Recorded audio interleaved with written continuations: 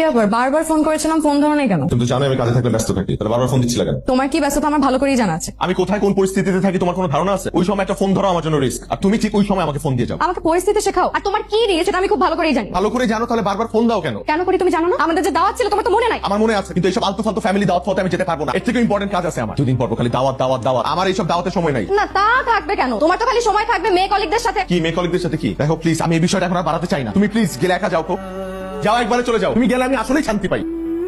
কি রে, কি হয়েছে? এবার আমি একেবারের জন্য চলে আসছি। এসব কি বলছিস তুই? মানুষ কি বলবে? খালি মানুষের কথাই ভাবলে মা, একটা বার নিজের মেয়ের কথা ভাবলে না। তাও তো তোমাদের মুখের দিকে তাকিয়ে আমি ওর সাথে 1 বছর সংসার করছি, আর সম্ভব না। আসসালামু আলাইকুম দিয়েছি স্যার। ওয়ালাইকুম আসসালাম। বাবা আবির, তোমার সঙ্গে একটা কথা আছে রুবির বিষয়। স্যার ওর বিষয়ে আমি আপাতত আপনার সাথে কোনো কথা বলতে চাচ্ছি না। আপনি আমার বাবার মতো, আমি আপনাকে যথেষ্ট শ্রদ্ধা করি। আপনি তো খুব ভালো করেই জানেন যে আমি আমার কাজের প্রতি কতটা সিনসিয়ার। সে তো জানি বাবা। রুবি তো স্যার আমাকে আমার কাজে কনসেন্ট্রেট করতে দেয় না। যাই ঘটুক বাবা, সমস্যাটা কি হচ্ছে সেটা বলতে হবে। স্যার আমার তো মনে হয় রুবি আমাকে পছন্দই করে না, কথায় কথায় আমার সাথে তর্ক করে।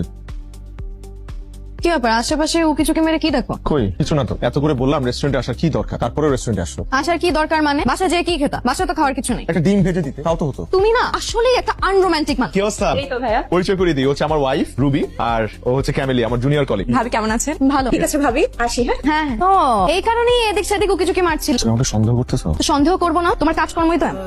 কি ব্যাপার, জানালা বন্ধ করছো কেন? না, বাইরে অনেক বাতাস তো। বাতাস দেখিয়ে তো এখানে বসছি। আমি এসি ছেড়ে দিচ্ছি। আসসালামু আলাইকুম স্যার। আসসালাম। আবির, তুমি কি বাসায় না বাইরে? কি স্যার, আমি বাসায় অফিসে যাচ্ছি। তুমি বাসা থেকে বের হো না। কেন স্যার, কি হয়েছে আবার? আমার সোর্স দিয়ে খবর নিয়েছি, গোয়েন্দা সংস্থার রেড অ্যালার্ট আছে। তোমার সেফটি কিন্তু এখন সবচাইতে প্রয়োজন। জি স্যার।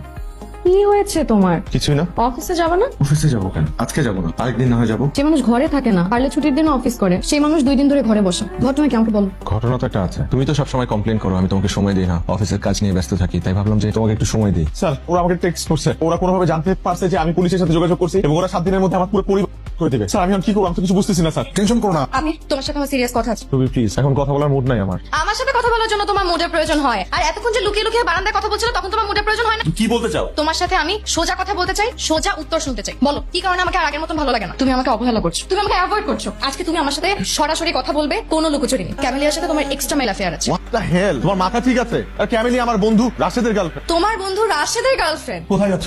কলিং বেল দিল তো। না না, দরজা খোলা যাবে না। দরজা খোলা যাবে না মানে? আমি খুলবো দরজা, তুমি রুমে যাও। কি ব্যাপার আপনি এখানে? আমি তো 1 তারিখেই বাসা ভাড়া দিয়ে দিছি। বাসা বাড়াতে না আসলে বিকালে টাঙ্কিতে মাইন থাকবে না, বালতি বেড়া রেখে। তুমি এইরকম বিহেভ করতেছো কেন? তুমি জানতে চাও? হ্যাঁ জানতে চাই। আল্লাহ, এত বড় একটা বিপদ তুমি আমাকে একবার বলার প্রয়োজন মনে করো না? আমাদের এই বাসায় থাকা ঠিক হবে না। আমরা এক কাজ করি, আমরা দুজনে মিলে বাবার বাসায় চলে যাই।